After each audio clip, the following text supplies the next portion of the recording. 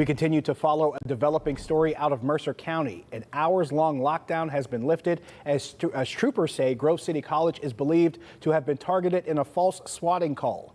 In an email to students, the college said police were investigating a potentially dangerous situation near the school's library. KDKA's Ricky Sayer is in Grove City with the latest and also reaction from students on campus. Police are working to determine who's behind what they're calling a false swatting call. It was a computer-generated call to local police saying there was a shooter on campus with a gun near the library. It prompted a massive search that students are thankful came up empty. Suddenly caught in the middle of the growing police swarm, officers gave student Brian Wisniewski clear instructions: get down and stay down. I was definitely a little scared. My first thoughts went to, where's my sister at?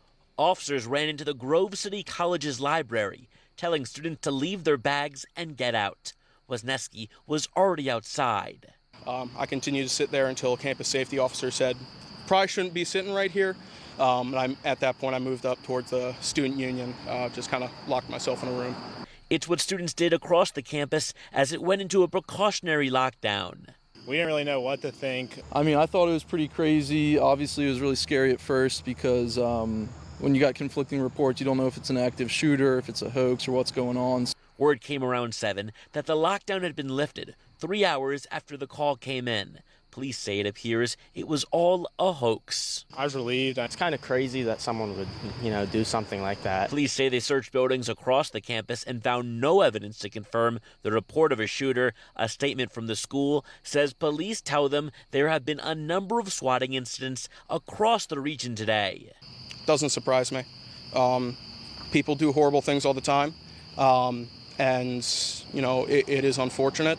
It draws law enforcement resources away from where actual crime may be occurring. At a small college in western Pennsylvania, someone might think students would feel something like this wouldn't happen here. I really wish that I could, but a lot of recent events and just kind of the way things have been shifting in this country, it didn't come as a huge surprise. I mean, I know this college in particular, being so openly conservative, so openly Christian, does make it sort of a target.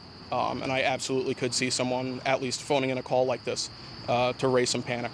In his moment of fear, sitting amongst the lights, he says he could only pray for the best. Students told us that it was important to separate fact from rumor and avoid speculation, especially in the early hours here. We can also tell you that there were no injuries reported, as well as that classes are scheduled to take place normally tomorrow.